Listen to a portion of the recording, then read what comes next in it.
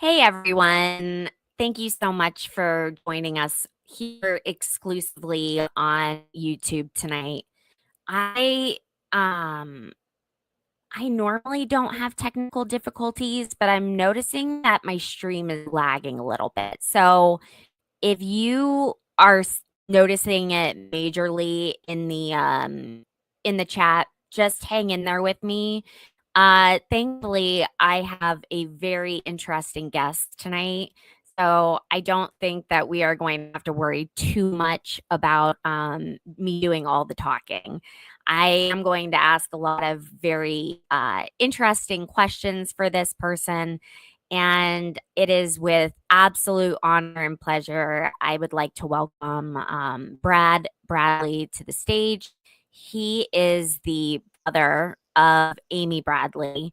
Um, and as many of you know, there's a Netflix series just released. Amy Bradley is missing. And we were talking a little bit beforehand about, I think, the the anguish that a family goes through, and all these years later it's not easy. And so thank you so much for being here today. I really do appreciate it, Brad. No problem, Lacey. Thank you for having me on. Absolutely. So for those of you watching, if you wouldn't mind sharing this and making sure to share it both on YouTube and on X, that would be super helpful. I I don't know what's going on my end, but I know that Peter will get to the bottom of it as well as Valhalla. So thank you guys for helping. Um, so Ed, off the bat, is there anything that you want to share with the audience? Like just you and you only, and your perspective, I guess, is the best way to put it. I guess, first of all, our focus is finding Amy, and if we aren't able to do that, our secondary focus is getting justice for her. She suffered a number of injustices, when this thing happened, and none of them have ever been rectified. So those two things, first and foremost. I've spent the last 5 days or so. Trying to answer everybody's questions individually and satisfy people's curiosities and things. But, details, the minute details aside, I think what's most important for people, or for us rather, job number one, if we're going to have people, chipping in to help us with this mission to find her or find answers, is to convince people that it is reasonable to consider, for those that have the opinion that she fell off or she jumped off of the boat, reasonable to consider based on a number of factors that didn't happen. And if you can make it there, because if you think one of those two things happened, then obviously you disbelieve everything else, every piece of evidence, every eyewitness account, every detail of everything else that's been shared. You then can't believe in any of that. So if we can get people to consider that isn't the case, even though, looking online, there's a lot of, tough things to look at, and tough opinions to watch. And I've learned not to fall victim to the rage bait on my end, because it's fairly anxiety provoking and tough to deal with. But again, I told you before we started this isn't about me. Although I understand the importance of kind of putting it down and stepping back, this is about Yeah. it's about Amy and finding answers, and hopefully getting to where we can hold the people that were either irresponsible in handling the event, or responsible for what happened, accountable. So that's job number one, is to get people get past the assumption that we feel there's zero chance of either way of her jumping or falling. And I think once we get beyond that and people say, okay, well, let's look at all the other stuff then. I think they can get to the point where they'd be more interested to try to affect some positive change here. Yeah, I think that all of that is really solid. And no one can ever understand what it feels like unless you've experienced it. It's this crappy little club that, in reality, not a ton of people belong to, but those of you who do carry that. And it's nobody's business how you handle that. And like I said to you in the back room, like, we need to do as much as possible as a society to help you and your family so that you can continue this mission. And if you feel like you are being impacted negatively, then I would absolutely make sure that you do whatever you need to do in the you know it to protect your peace, as I said. But I did want to go over some things that I think actually, give me just 1 second. Hey Peter, if you do want to add X, that would be super helpful. Thank you. You should be able to do that. All right.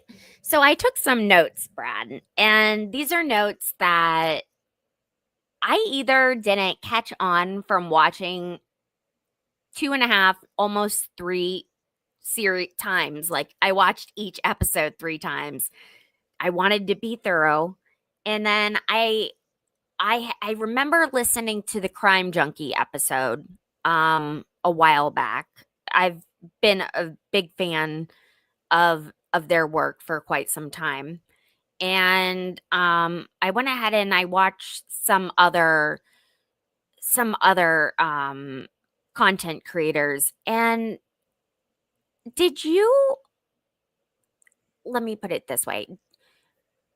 Is it true that Yellow came out of the cruise room and like told you guys that he was sorry that Amy was missing and she hadn't been missing yet? Like, Well, you're maybe confusing two different time frames. okay. So what happened when that happened? Yes, it's true. He came up to me and said that. So the morning Amy, we woke up and realized she was gone. My dad first got up to when he, the timeline. 5:30, he sees Right. her in the chair. 6 o'clock, he wakes up. She's not there. So he goes out for a quick, let me see if I can find her real quick. When he comes back, he gets my mom and they wake me up and say, hey, we're going to go look for Amy. You stay here in case she, we miss her and she comes back. That, about 20-30 minutes later, they come back and get me and say, okay, come help us look.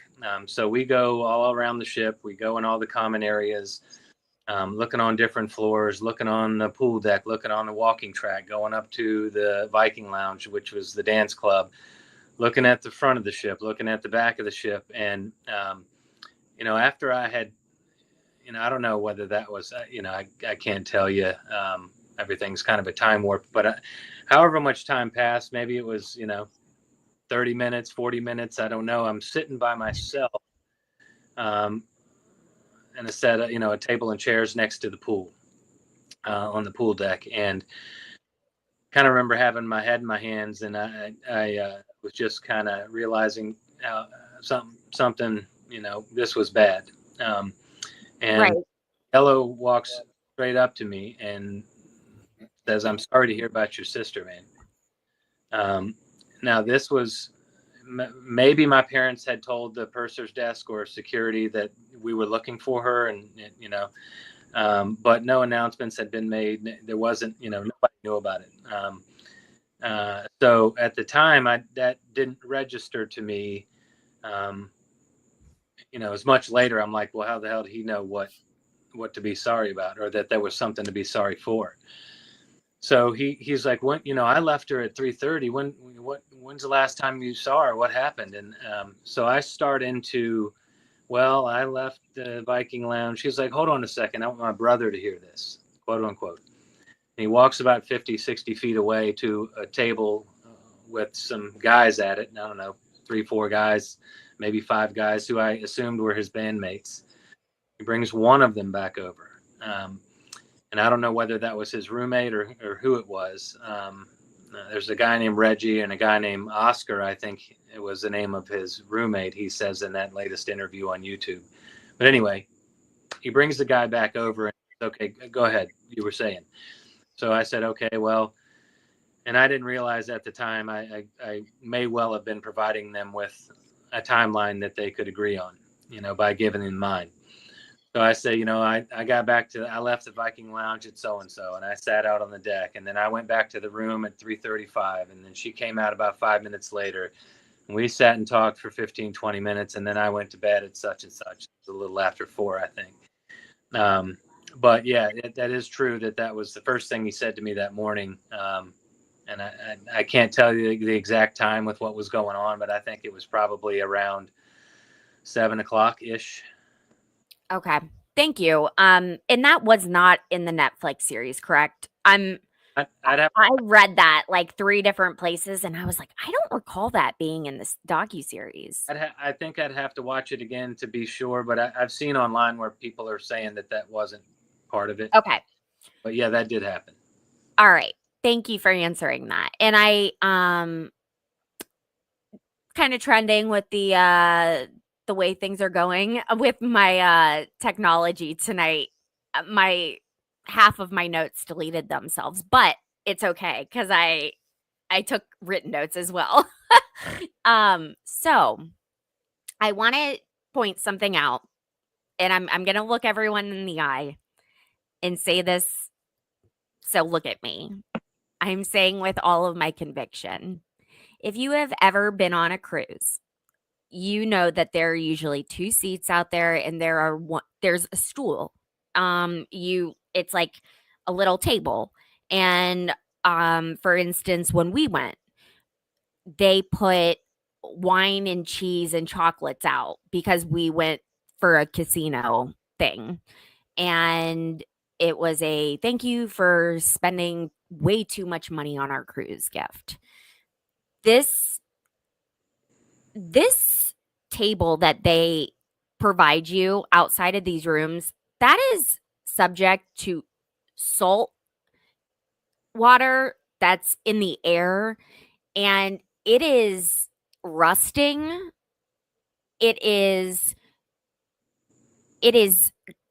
going through all of the weather elements. So to suggest that a woman of her size could successfully stand on a table without it breaking, I'm sorry. I completely do not agree. I respectfully disagree. And I get where you're going with this, irregardless of the fact, and you have to remember, I think at the time this was a fairly new boat, and so I don't know that it's fair or accurate to say the table was weathered and rickety and rusted and all that stuff. However, when we first got on the boat the first night, and I've told this account many times on other interviews, we walk into the room. The first thing I do is go out onto the balcony. I lean, straight. It looks straight down because we're on the 8th story up, the 8th floor, and the water's, way down there. And I'm like, oh my God, Amy, come look at this. And she says, nope. Wouldn't come near the rail, wouldn't look over the rail. So just the mere suggestion that she would, after having not been willing to even approach or go near the rail over the first 2-3 days of the cruise, now, people want to talk about her climbing on a table. And I think a lot of people's suggestion is that she was drunk and she got sick and she needed to throw up over the balcony. I mean, she's 5'6". She's easily able to throw up over the balcony without climbing on a table. And I can promise you she didn't do that in the first place. There's no, and of course, the ship's staff cleaned the room before any investigation could be done. I couldn't believe that.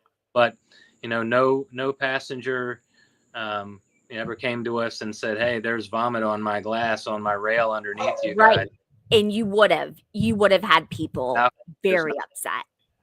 There's nothing anywhere. And my personal opinion is that if Amy was going to be sick, she would have come back into the room and used the bathroom to do that, not lean over the railing that she was afraid of. And then, I guess while we're on the subject, the suggestion that she jumped off there's zero chance of it. Amy, first of all, was scared of what's in the ocean. I mean, you couldn't get her to go in the ocean past her knees without jumping on your back. I mean, the day before Aruba, she's on my dad's back the entire time we're in the water, because if she were to, something were to hit her leg or step on something, she would just lose it. Yep. So she was scared of what was in the water. That was part of her apprehension about going on the trip in the first place, was that she didn't like the ocean, especially the deep, dark ocean. So she just graduated college. She was doing really well. She had a job. She was just getting ready to start a new job. She just got a new apartment. She just got a brand new English Bulldog puppy. That puppy. Yeah. Wanted forever. She was writing postcards to friends about what to do when she got home. She was buying gifts for people. She was taking pictures for a collage on her coffee table that she planned to do. And there was apparently some kind of photograph contest that she was part of when she got back. So, people suggest she was struggling with her identity or her sexuality. None of that. She came out to our family as bisexual in 1995. I've said on X that, I don't refute she liked women, but what I needed to add was that it was excluded that she actually had a boyfriend for the several months leading up to the cruise. She had several. Yeah, he was sitting on the couch, right? On that interview in Curacao, that's him there. And she had went to prom with guys and went to homecoming with guys, and she was. Molly and her, I believe they had real feelings for each other. The message in the book, I think that Amy probably intended to get back together with Molly when she got home. So the prospect of her accidentally falling over at 5'6" with at least 42-inch rails, center of gravity is much lower than the height of the rail, and you'd actually have to either climb on it or lean over the thing to fall over. The ship was calm. The sea was calm. Nothing was rocking back and forth. There wasn't anything crazy going on. I mean, those two possibilities in our mind are distinctly non-existent. Got it. Another thing that came up that I thought was really bizarre, just from my own experiences cruising, and having cruised in the 90s. Why do you think that the security was as crappy as it was? Like, was that normal amongst the entire company? Had you had people complaining about other people complaining about this cruise line and their lack of attentiveness to issues? Can you kind of like expand on how you felt? Did you feel like they were helpful? Did you get to review any footage of cameras? Were there any cameras? Just like take us down a little bit of that road. I didn't have any preconceived opinions about the quality of security. I think everybody has a very much so false sense of security on these ships. we later found after we returned home from the cruise that there were prior warnings about Yellow from other women, which I understand that the company was aware of, yet he was still on the boat. Can you say that one more time? I'm sorry. Yeah, there when we got home from the trip, Yeah. and we were receiving things from people that we went on this cruise ship blog that someone had suggested we look at. Yes. There was warnings, and I posted this on my X page. There's a warning specifically about Yellow, and to stay away, and that he's aggressive behavior and this and that. There was emails that we were sent that from young girls that claimed that he asked them to meet them on the pool deck at 6 a.m. I posted that on my page as well. So I don't know whether that was his MO at the time, to get girls to meet him early in the morning for whatever reason. But so I think that the boats, that company was aware of Yellow's behavior prior to our cruise. The one warning, the specific warning regarding him, was literally just before we went. Whether the security was inept or Oh, hold on, guys. He'll figure it out. Oh, there sorry, he is. whether you heard me, I don't know. I don't know whether the security was just inept or whether they acted in an intentional way to reduce and minimize liability to Yeah.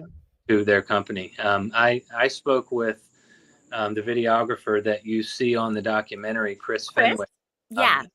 today, and he shared some interesting information, or we discussed. This is something that I've previously known, but he was hired by a company called Vanstar to go on that cruise and record stuff for that company. Yeah. And so he's doing his thing, and he's in his editing suite on the ship, reviewing tapes and that kind of thing. And prior to, or right at the beginning of the cruise, he contacted whoever with the company. You have to understand, I'm not allowed to say their name. So he asked the boat if it would be okay if he had their ship's videographer, whose name I think is Steve Smith. I'd have to check on that to be 100% sure. If they could use him or have some of his equipment at certain times to help with their production and whatnot. So he and Steve became buddies on the cruise, and they would visit each other's, editing booths or suites and talk about what they were doing and how's the editing going and this and that. And Chris says that one day Steve walks in and he's like, he tells him that apparently there's someone that's missing. And so he's like, obviously, oh my God, like what's going on? Right. Next time he talks to Steve, he says, well, now they're saying that she might have jumped off.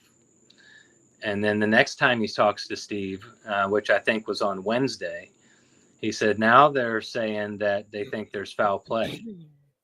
So you know that Chris Fenwick, it was the ship's security went to him to ask for his master tapes. Right. And he was like, there's no way I'm giving you my master tapes. God bless that man. Yeah, and he's awesome, and he refused to do that. If he had, we'd never have seen that footage. I can guarantee you. Oh, 100%. Secondly, Steve Smith, the ship's videographer, let him know that they asked him to scrub any images of Amy from his footage. So to me, that's criminal. That's hiding evidence. It absolutely is. Yeah. And Chris will talk about it all day long if you ask him. And he's got a very detailed account He's documented it all back from day one. So again, like I said, if he had given that tape to the boat, it would have disappeared. He ended up giving the tape to the president of my dad's company. The president of my dad's company, a man named Mike McCord, who's since passed, unfortunately, gave it instead of to the FBI to the ship security. Oh no. But Chris had copies. And if Chris had, Okay.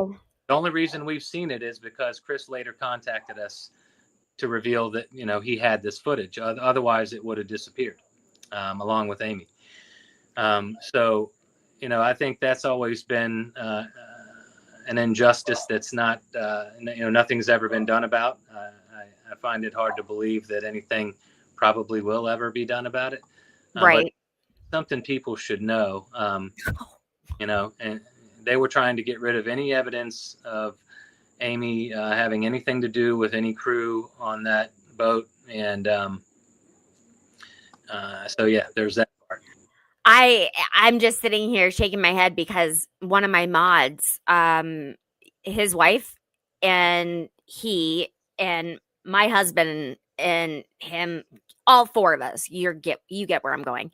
I was trying to convince them to go on a cruise with us, and he's probably just sitting behind his computer now, like, see, Lacey, that's why you don't do it. And like, I have walked on there with a false sense of security. Like, I have felt like nobody could touch me. And in reality, like, Yeah. holy crap. Like, And back to your previous question about the cameras. Now, I understand there were cameras and recordings in the casino because, that makes sense. I was just talking about like the gangways. Yeah, they apparently, at least we were told, there were no recordings. There were no recordings on the cameras monitoring the sides of the ship that may have shown someone go over. Apparently, they were only monitoring. There were no recordings in the public areas. There's no recordings in the hallways. So either, we were lied to, or those ships, again, in order to protect themselves, they don't like to have evidence of things that may or may not happen on their boats. Well, of course not. We don't have I thought footage of Amy. There's no gangway footage. There's no overboard footage. There's no nothing. There's no footage in the hallways that shows her come out of the room. There's no footage in the Viking lounge to show, her in yellow going up there like the two eyewitnesses state. And I'd like to touch on that later if you can remember to ask me about the Crystal and Lori that, saw him go up the elevator with Amy. it's funny you mentioned that because that's like the next thing. So it's up to you, Brad. I don't want to ask questions that I know that you've answered 100 times. But I want you to we agreed on this interview as a conversation between two friends that's informative, but also from your POV, from your perspective, So tell me what you want to talk about. Keep going. Again, like I said earlier, it's, there's a lot of people online that their opinion is that she fell over or she jumped over and that's it. And you guys are silly for, trying to find her and whatever. And again, you'd have to ignore the eyewitness accounts, especially the very first one, very early on, much less the ones years later at this place or this place. These two gals, and they're getting a ton of people are attacking them online. Oh, no. Who they say they are, claiming they're lying, claiming whatever. Their story's been the same ever since day one. When my parents and I got back on the boat after having gotten off in Curacao to wait for the results of, any of the searches in the water, which never came up with anything. Right. Which it would have happened if she had fallen. That's what they told. If she was in the water, they would have found her, is what we were told.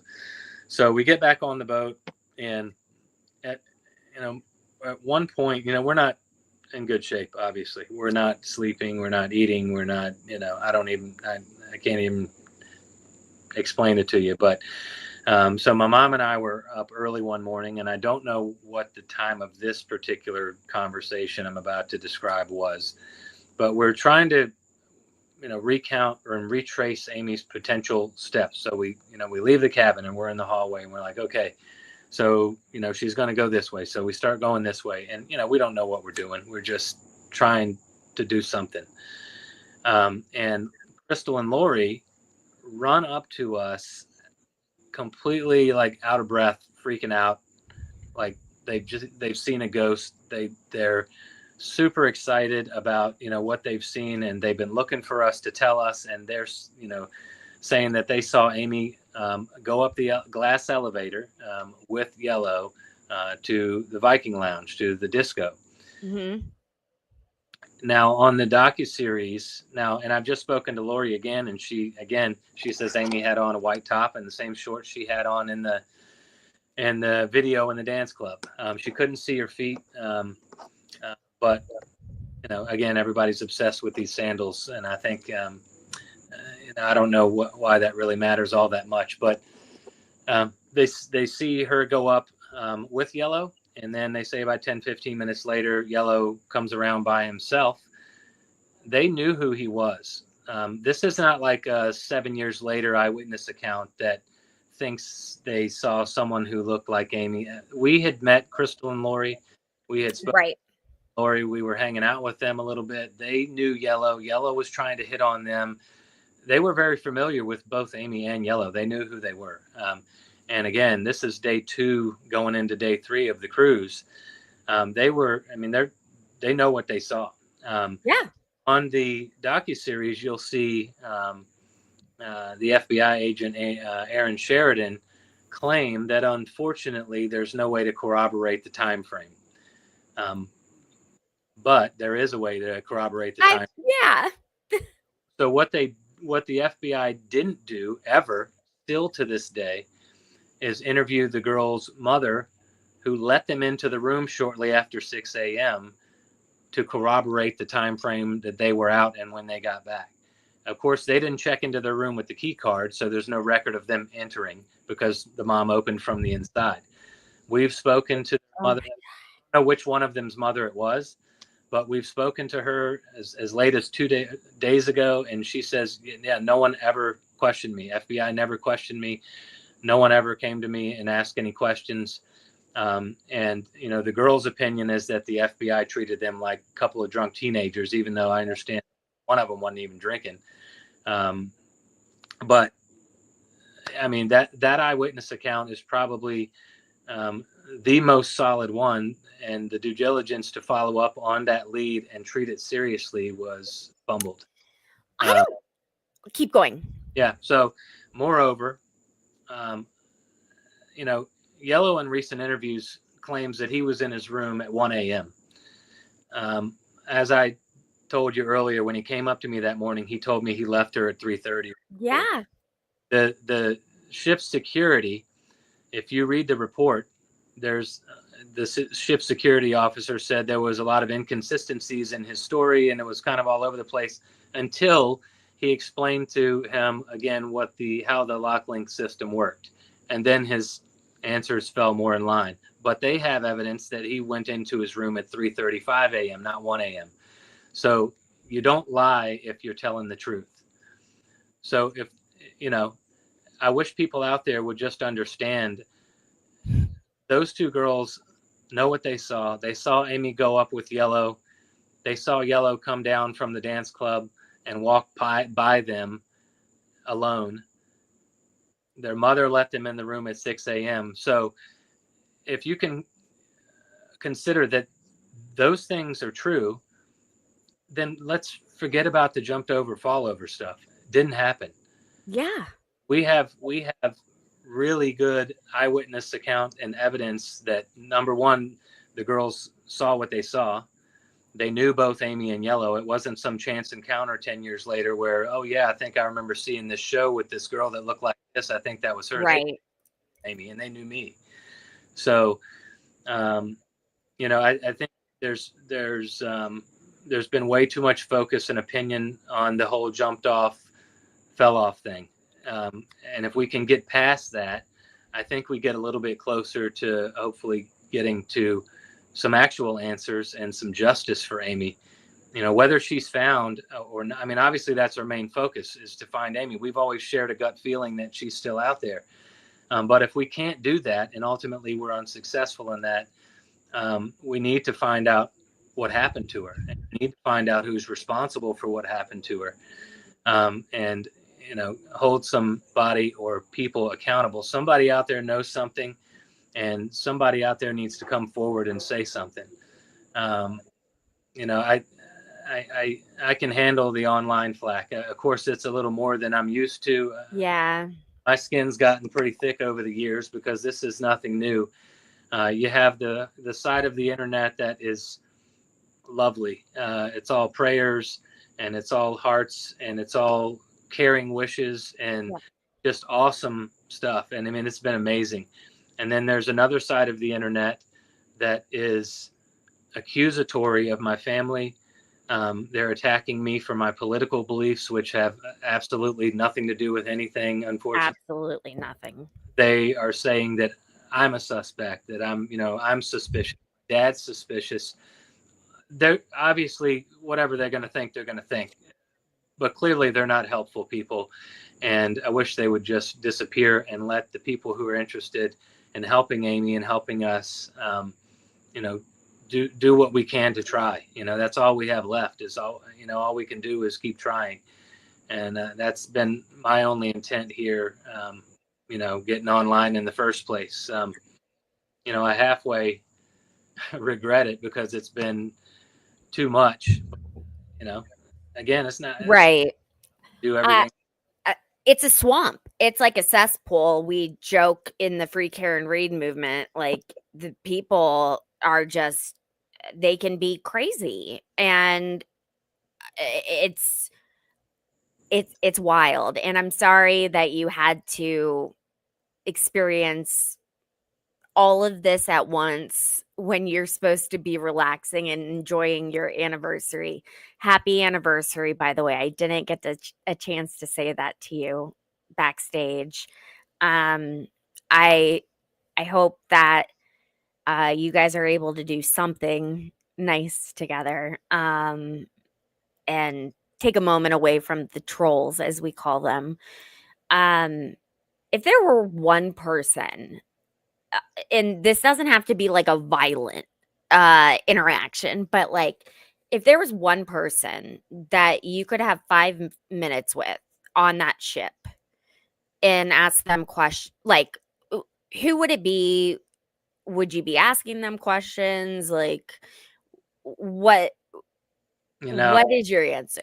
obviously, the first thing that comes to mind is yellow, but there's no part of me that believes I would get any truthful answers. So I think it would be a fruitless thing. I'd like to say that,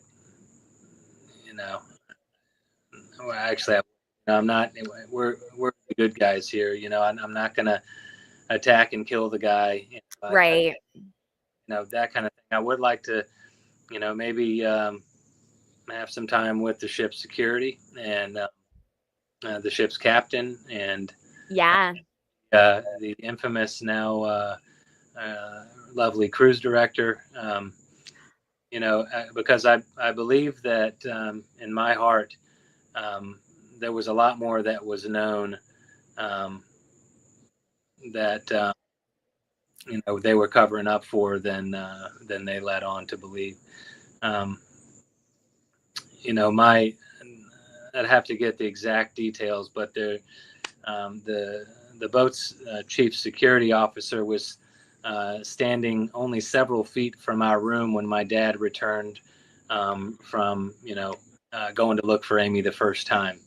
And this was at like 6 a.m. So either that's a really strange coincidence that the head of security is right beside our room in the hallway, or they were aware of something and preparing for how to deal with it. Are you so before I forget, because I've already almost forgotten like 3 times. Who do you think bought the photographs of your sister? I don't know. You hear about the story that Yellow's daughter Amika tells about all the photos in his suitcase. So one guy is, you suspect is Yellow. Did he work for a trafficking ring and he would get these pictures and, submit them to whoever? And I don't know. So he's one guy we suspect. And then, again, it's all speculation and conjecture. I mean, who the hell knows whether it was, the boat's security? I don't know. That's all guessing. That's all guesswork. What were your personal feelings about the guy next door? I mean, I think he was a strange guy. He was actually in my dad's company. So yeah, I remember hearing that. On, if you're sitting on our balcony facing out, there's a really wonderful couple that's very close to my family and was for years prior to this trip on our left side, and then Wayne Breitag on the right side. She and I had some small talk with him. We're out on the balcony, and I remember leaning on the rail right next to the partition and talking to him. Just small talk. Not for any period of time. He was kind of a loner. He I didn't know the man from Adam before, the cruise, and I haven't had anything to do with him since the cruise. The only interesting things in regard to that portion of the story, and I think it detracts focus from Yellow, who again was obviously seen going up the elevator with Amy alone and coming back by himself. Whether Breitag had any relationship to Yellow, whether there's any footage showing any communication between the two of them, whether they coordinated something. I mean, it all sounds a little far-fetched, but so does every part of this. It all sounds like a fictional movie script when you break it all down. So I don't know, obviously when we learn about the partition, I just now online, when people start saying you can move those partitions and create a shared balcony, I had no idea. None of us. Holy crap! I had no idea either. So I just learned that. There's some.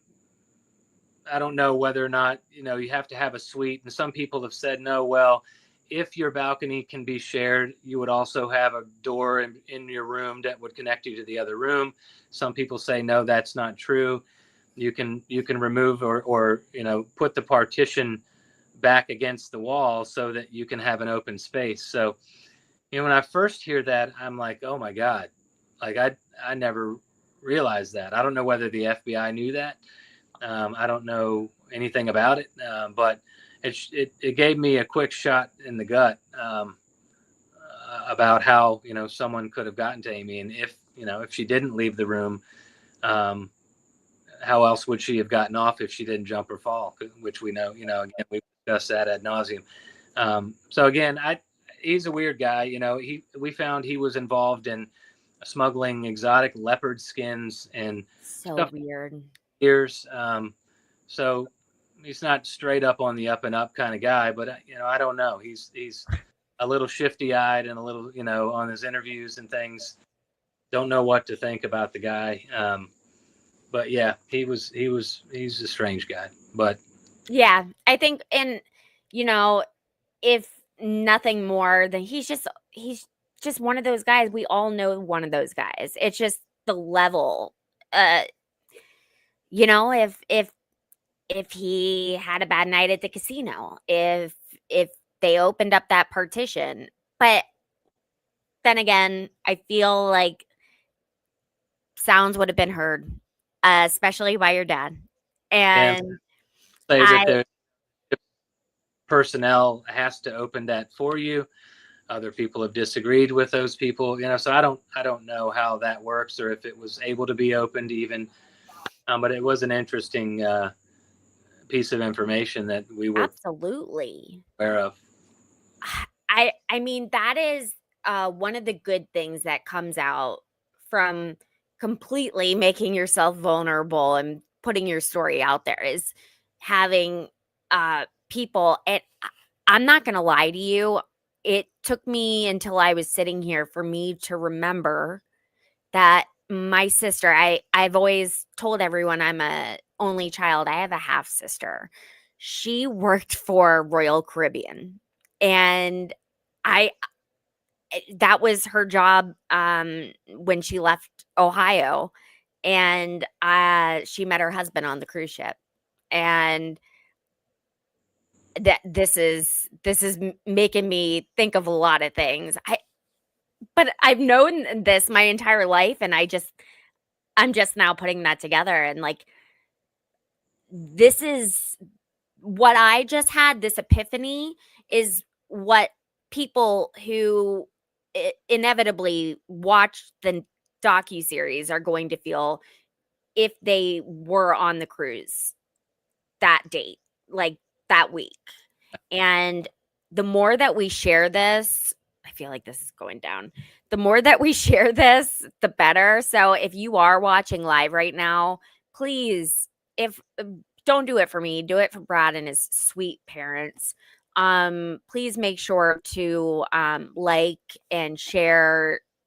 Make sure to give the channel a subscribe and follow Brad on X. If you go to my X, you can see his social media information. And I also on the YouTube, on the show description on YouTube, if you read it, I listed the fundraising link, and I listed the website, like it's Amy Bradley is missing is .com, correct? And then the tip line, Amy Bradley is missing at gmail.com. There's a phone line you can call at 804-789-4Amy, which is 4269. And then there's two, change.org petitions circulating. Yes. One of which is for mandating Amy alerts similar to the Amber alerts for missing children, for missing passengers on cruise ships. I think that's a fantastic idea. I love that. Gal named Kendra on TikTok sent that to me initially, that she started it and should have been done a long time ago. The second one, and again, people can vilify for me for this all they want, but we're seeking to get this in front of President Trump and his administration and the new FBI and the new DOJ to hopefully renew and reinvigorate the case and have people re-questioned. People well know, Alistair Douglas's, aka Christopher Douglas's, first polygraph was inconclusive and had to be redone, and then apparently he passed it. That's a piece of information that's non-admissible in court. It's not definitive proof for anyone's guilt, nor is it definitive proof of anyone's innocence. I think the technologies have improved probably over the last 27 years as far as the quality of those tests, whether AI can be involved, Right. kinds of things. So, but, again, I'll go back to our most recent conversation with the FBI.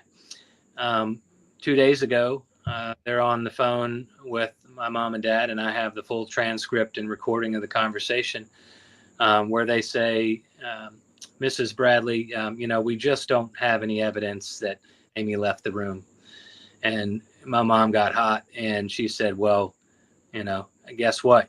You don't have evidence that she did leave the room, except for the two eyewitnesses that you never took the time to corroborate their time frame in the early hours of this investigation, nor have you ever spoken to the mother to have her tell you that, yeah, in fact, she let the girls in just after 6 a.m., which proves they were out there and proves their time frame. So I don't think the FBI is currently doing anything. I don't think they necessarily have plans to, unless we provide them with a lead that is generated as a result of this program. So, that was a long way of saying there's another petition, on change.org trying to get the Trump administration's help with this. And And so, I have people watching. yeah, I appreciate that. Yep, no problem. These are old colleagues of mine that are now in the administration, and they a lot of them were there for the first one, and they got invited back. So good signs. Well, and again, I'm not here to be political. I don't care what anybody thinks about who I support for president. It's my personal opinion, and that alone, that man gets things done. And I hope it gets in front of him, and I hope he sees everything that's going on, and decides not only to help us and to help Amy, but to turn the volume up on this human trafficking problem that is rampant and been going on for too long. So I also sent the information in the docu-series to my friend who's just way overworked right now. She's based out of Florida and works for a human trafficking awareness organization. And she was like, Lacey, I haven't been online. I haven't been able to sit down and watch anything on TV.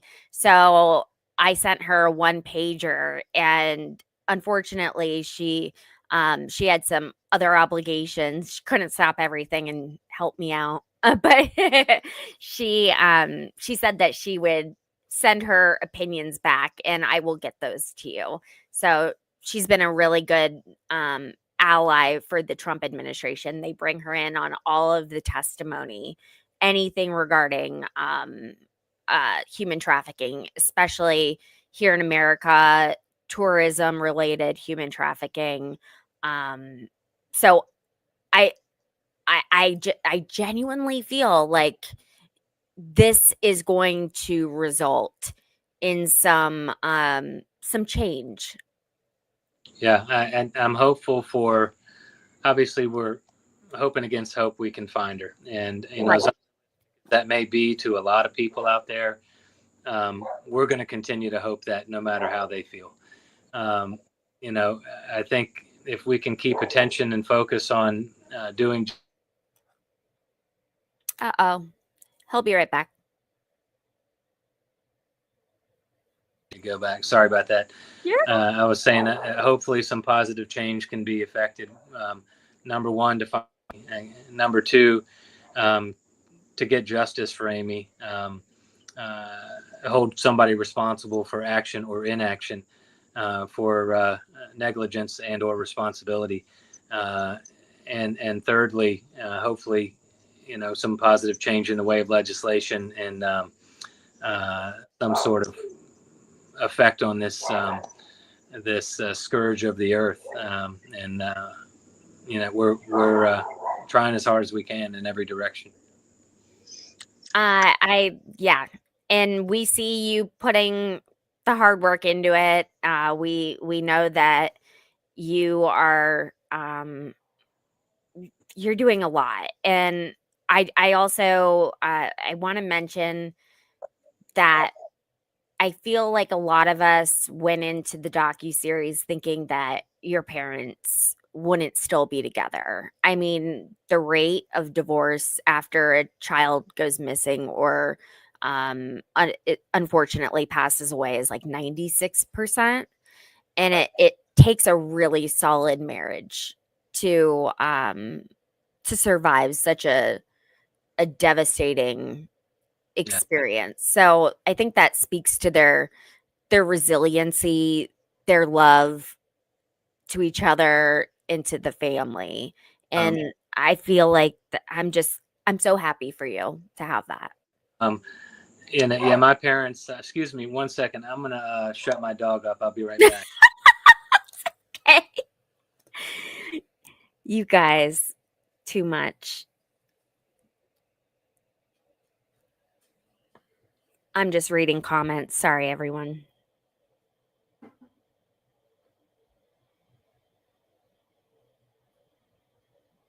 LV, you can go ahead and Sorry get about the hell out of here.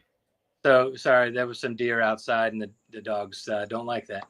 But yeah, my parents are the greatest love story I've ever known. They met in the 8th grade. They Wow. they just celebrated their 54th wedding anniversary yesterday, and they're amazing. I've never seen any love like it. Yeah, I do hear that a lot of relationships don't make it through trauma like they were able to, but they never wavered any. I mean that's not even something that um, that could have possibly happened to them. So yeah, they've been the best example of parents that any child could ever ask for. They love Amy and I as much as anybody can love another person or their child, and they're obviously never going to stop trying until we have a reason to stop trying. I love that. Are you okay to go like another 15 to 20, or do you need to jump off? I know that you have a 9. Yeah, I have a 9, and I need to take a breath. We had dinner that showed up. A friend of ours ordered us some food and Oh, that's so nice. Okay. started, Um, but I can do another. Let's do another 10 or so. I'm happy to, okay. but I do need to take a little bit of a break before the next thing. I totally understand. So I guess I'm just gonna be selfish and go through my questions in that case. Um, so is there eh, you spoke about being on that pool deck at 7 a.m. and just like sitting there. Is Would you describe that as like the moment that you knew something like viscerally, just like felt it in your gut, like Yeah, something wasn't right. I mean, this is not good? our whole entire lives, our whole childhood, and even our young adult lives, before we moved out of the house, like if we were going somewhere and nobody knew where we were going, there was a note on the table saying, ran to the store real quick, be right back. That was how we were raised. We didn't, go somewhere and not let people know where we were going, which is always, I wrote that down as well. I was wondering why. Why? I've Like, often wondered why, if, she had the intent to go out and meet Yellow, why she didn't tell me about it. I don't know the answer to that. If she did not have the intention to go meet Yellow and ran into him and he said, hey, come up here, or she said, hey, I'm out, my lighter doesn't work, and he says, hey, there's matches up in the disco, come on up. I don't know what happened, obviously. Yeah, so I forgot the direction of where I was headed with that answer. If you can help recalibrate me. I was just asking you a question that you pretty much already answered about that moment. Viscerally, you felt like, You knew something wasn't right. It kind of hit then after we had searched for, close to an hour, maybe 40 minutes, maybe 45 minutes. I don't recall how long we looked before I sat there. But I remember being by myself and like, oh my God, what's happened? okay, yeah. Um, what is one tangible thing that every single person watching right now can do to help move the needle? Is it fundraising? Is it just sharing uh the story, sharing the stream, um watching what you do on social media? What's one thing? I guess the one thing would be all that. Okay. I don't know. That's a tough question. The one thing that I would implore is that one person or those few people out there that know what happened. Um, Tell us what happened. I would say, it's time to say something. So if you know something, say something. That's my main message. Um, all the internet sleuths in the world can work on this case and try to piece together all the details. But we either need to reopen the FBI investigation, so we can get to the bottom of what happened, and question Yellow again, repolygraph Yellow again, and repolygraph and interview a lot of the players, his old bandmates, and so forth. So I think a lot of focus needs to go into petitioning your local congressperson or senator to help us get that achieved. And then, I get, the GoFundMe thing, people are slamming us online like we're all in this for publicity and money, and it's disheartening. But, my parents have exhausted over 27 years their savings and retirement and, second mortgage and all that. They don't have the funds to handle. Fortunately, some of the team, the small team that we're working with now is all kind of pro bono people. But we do have several credible leads that have come in that we need to follow up on. We need to hire investigators. We need to pay people. We need help. And we just don't, we don't have it. We can't cover it. So, yeah, that is important. And we're not trying to get rich, but, that is helpful to us. Even if it's $5, I don't, we're not looking to break the bank here. We just need a little bit of assistance to help us do whatever may be necessary to kind of follow down on some of these leads. If one of my mods could please post the link to that website, that would be great. The fundraising website. And then kind of my last question, I suppose, going off of talking about the money, and my husband had an idea. Like you remember when Ukraine and Russia went to war, and all these Americans, they were like going over and like self-deploying, and yes, that one.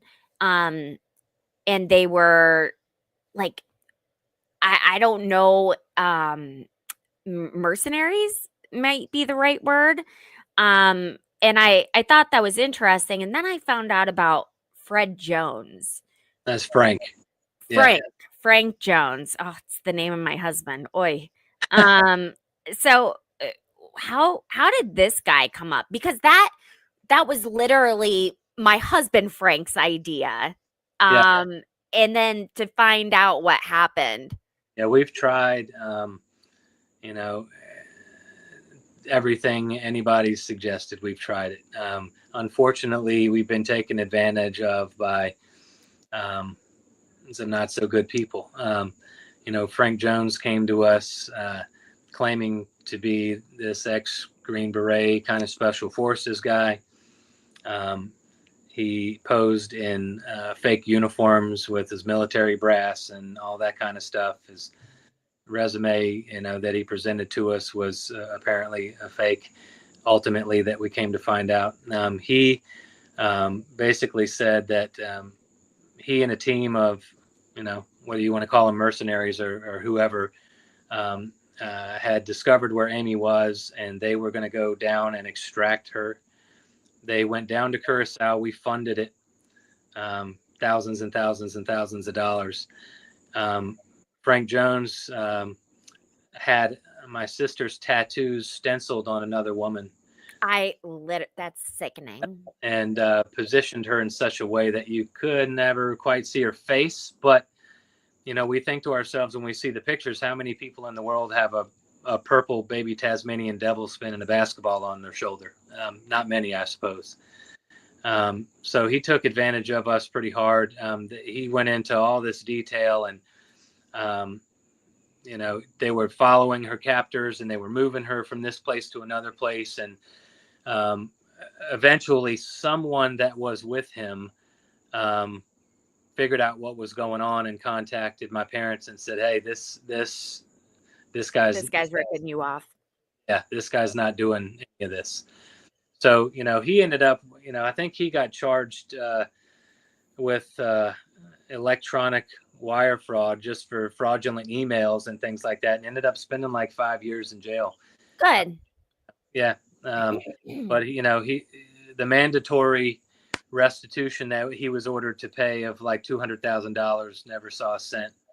A lot of that was my parents' money. A lot of that money came from very kind benefactors and family and friends and things like that, but it was gone forever. So yeah, the GoFundMe is, unfortunately, it kind of gives people the idea that we're in this for money for some sick reason, but it's unfortunately kind of a necessary. You need it. Yeah, we just don't have it. So yeah, I mean, if you can't help some other way, if you can manage, but if you can help, please do. And that's all I can say. I mean, if it's one coffee less a week, one less trip to Starbucks, please give what you can. I just saw that Peter found the correct uh, link. So it's in the chat now. I I would implore you guys, please. You can give anonymously. You can say that you watched, one less McDonald's snack wrap. You watched the stream. Um, Send your thoughts and love to his parents.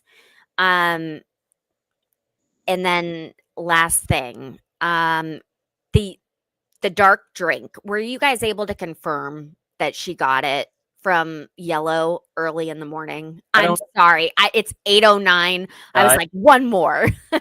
I can't. I mean, there's so many stories. I don't have the facts surrounding who told us that or where that came from to speak on it right now. I mean, I Okay. can get that for you separately if you want to message me, and I can find out the details of it so you can share it. But um, so I'm sorry, I don't have the answer to that. Totally fine. And I rather us give out correct information than put out any false information. Brad, is there anything else that you would like to share with the audience? The floor is all yours, sir. I mean, I think you've probably heard me say just about anything I can say and everything I can say. Um, I want to say thank you for caring. Um, this many years after, I mean, the fact that people all around the world are sending us love and support, I can't tell you how meaningful and amazing that is. Secondly, if you can help send an email to the Amy Bradley is missing at gmail.com with any suggestions or any offers to help our team. You know, donate if you can, don't if you can't. That's fine. And help us find Amy, help us get some answers, help us get the justice that she deserves. You know, that's all we can say is please help. I'm doing all this just to, it's because it's all I can do. I completely understand. Sorry, didn't mean to cut you off. That's all I had to say.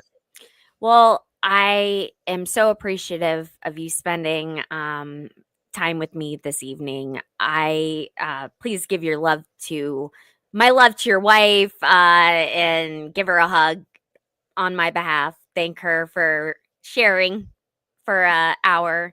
And I know that my audience found you to be very interesting. We had a lot of viewers. So, um, yes, I'm very appreciative. Thank you, Brad, for allowing me to be one of the people to tell this on social media.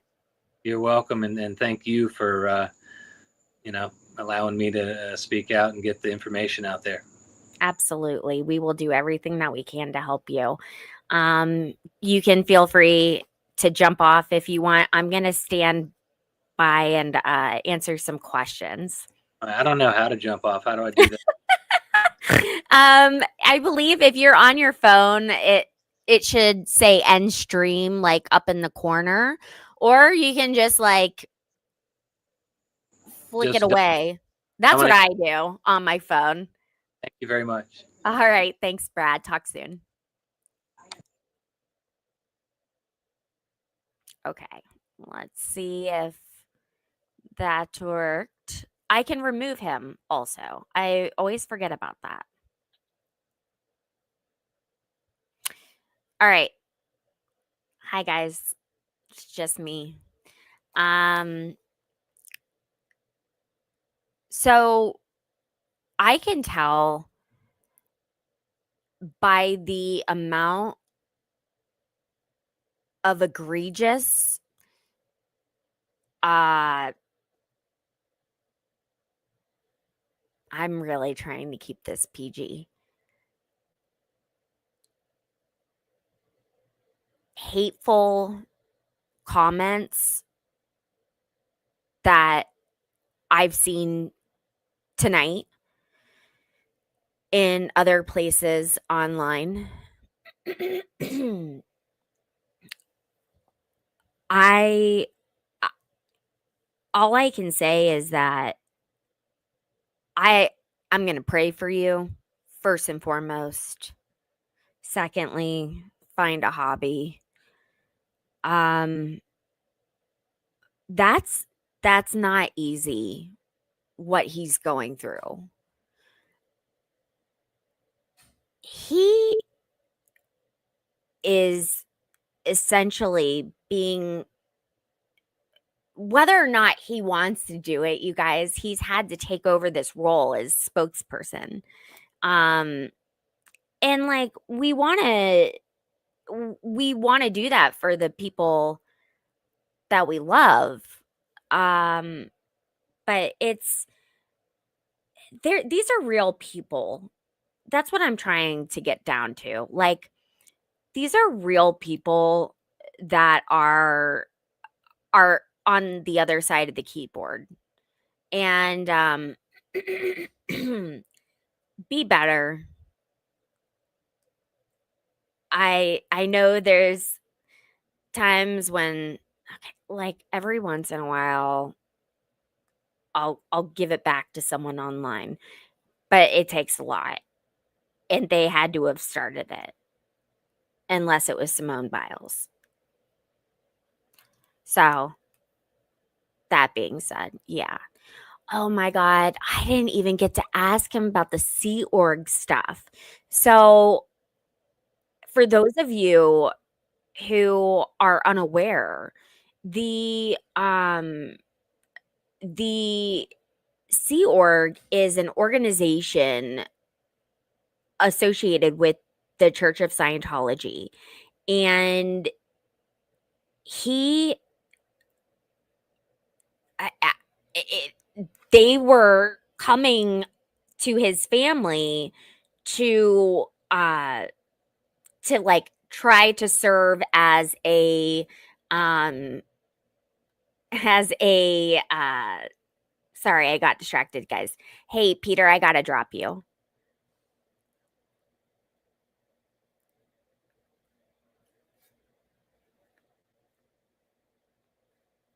Okay, sorry. um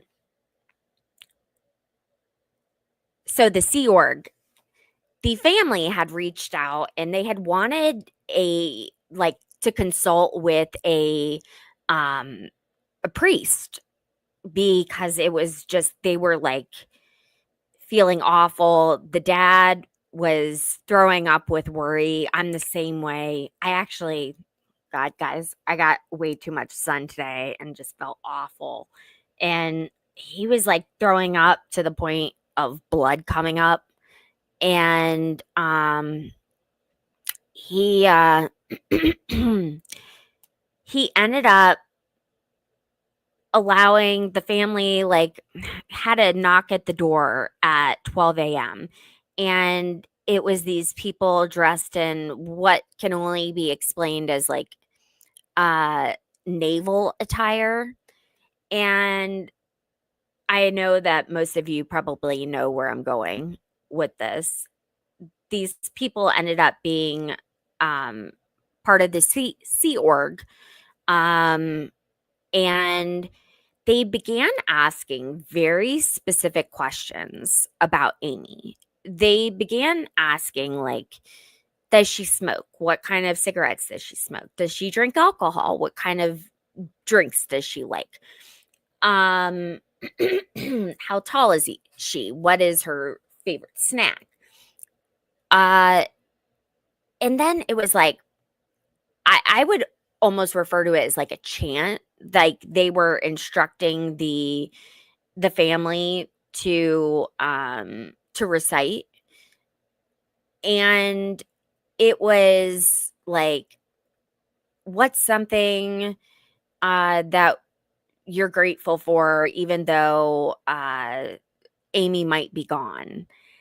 And after a while, it like it became abundantly clear that uh that this was weird. It did not feel right. And so the family like kicked them out, and he has brought this up to every single person who has interviewed him, including Netflix. No one has reported it. Like, tell me that is not super sketch after what we know of the Church of Scientology.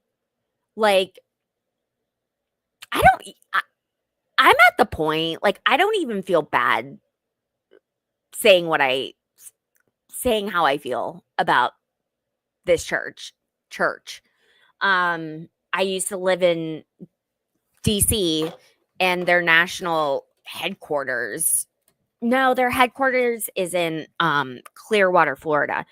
It was their DC office. And it's this building in DuPont Circle, and I encourage you guys to check it out because you're never gonna see a building like this. Oh my god, my phone stand won't just freaking work. Oh, oh my, I just technology and I tonight. No. So the building in DC has a bunch of just random statued r- animal statues like on top of the building. It's very bizarre. Um, but like some of the people reached out, some higher ups associated with Sea Org, reached out to his family, and they were like, that really doesn't match the MO, but your your feelings are valid, and I would implore you to investigate that more if you have the means to do so. Um, I disagree, Peter. They If you look at what's happened to some of the people that have yeah, there have been cases involving the church and members, and really, really heinous acts. And I think they're all running together right now. So I don't want to misstate anything. Okay. I am trying to go through some of the other questions. One of the things that we could not touch on, and I didn't think it was appropriate, um, was this whole IP address thing. I'm quite surprised that that was aired, because we need to do everything in our power to keep her safe. And if that is her, and that was her in those photos, if she has children, like the horrible things that that poor woman would have to be going through, um, to have not reached out is truly devastating to think about. And I just I know that their family was in my prayers last night. They're going to be in my prayers for the next couple of nights. And if you are someone who that's your thing, I would love for you to join me in that. Another thing that I want to touch on before leaving. Sorry, I'm going to mute so that I can blow my nose. Allergies, man.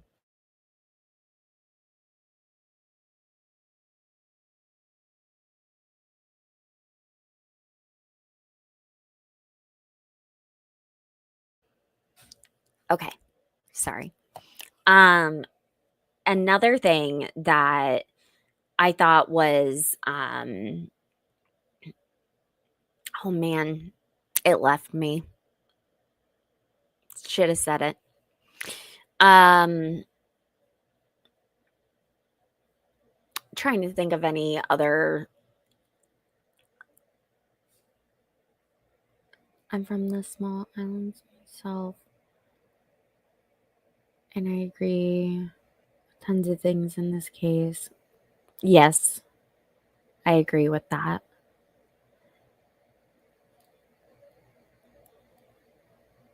I'm here every Thursday night, guys. Every Thursday night from 7 to 9 p.m. So if you are new here, I hope that you have subscribed to the channel on YouTube. I mean, X is cool and everything, but this is where I want to be able to have all of my live streams almost like database at. So being on consuming through YouTube is super helpful if you can do that instead of I know what I was going to say, instead of X. So Brad mentioned that people are like vilifying him and his family for the GoFundMe. And I'm sure the word grifter is being used. I haven't seen anything other than the really crappy comments that were made by people that I had to delete in the chat. But I digress. Pardon me. I feel like oh my God. Oh, about the GoFundMe. Sorry, my dogs. My dogs are walking in and out of this thing and it's driving me crazy. The GoFundMe, if they don't have the funds to operate, I mean, you have to think of this. This is like the business of finding people. It's helping provide financial support so this family can survive while trying to find their daughter, or at least find justice for their daughter at the very least. And like what Peter said earlier, it's one less snack wrap. It is one less Starbucks. It's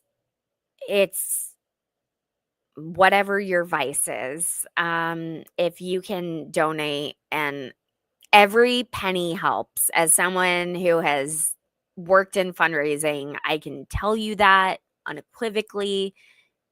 Even if you don't think it's much, every penny helps. And I want to be able to say to you guys to come back in a year and be like, remember when we did that live stream?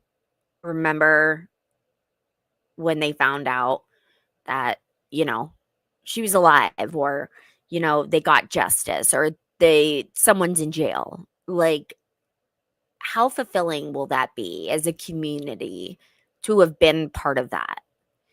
And no, for you guys to know that you participated by offering to assist monetarily. That's I get it. It's a big ask and people are uncomfortable with it. I'm not. the worst people can say is no. And there's a reason why you don't see my Venmo on here tonight. I was like, it's not on here. Because I want the focus to be on donating to the family's GoFundMe. So with that, I am super excited to have been able to provide this to you guys. I hope you have a lovely evening. And I'm really excited to come back next week. And yeah, I'm here next week. There's going to be a Thursday that I'm not available. And by the way, Brad is doing a like TikTok question and answer series beginning at 9:00. So I think that you should definitely jump over there and watch that. And I think that'll help because I think he's going through some like wear and tear. He's just been seeing comments, feeling the need to answer them, and being like just overwhelmed. It's an overwhelming situation. I'm sure you guys I'm sure you guys can at least empathize with that.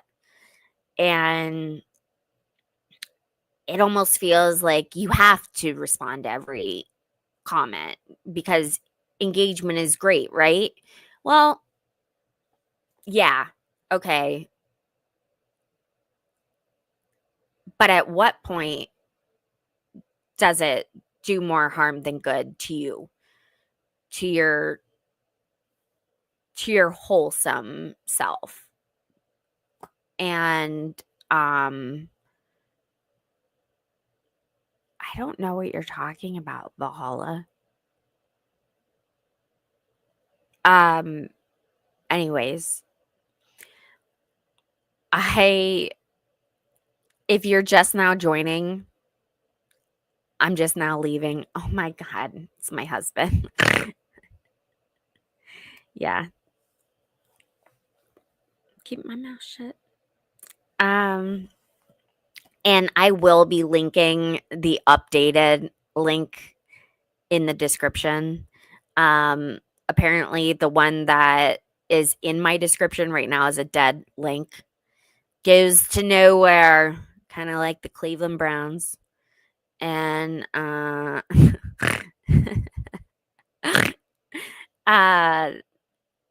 will update that in my description. And this is what happens when I stupidly just have men for mods. What was I thinking? This is like such a female position. I love you guys, but I need someone who knows to like what I'm thinking, duh, who can read my mind. You guys are awesome. And please share this. Please make sure to like it. Please make sure to subscribe, do all of the things. And I will so excitedly see you guys next week. And if anything happens to me before next week, it's my husband's fault. He's right there in the chat. And so now he has to be super careful. Oh, guys. Okay. I gotta go eat a pizza or something. Love you. See you next week. Bye-bye. Thanks for joining.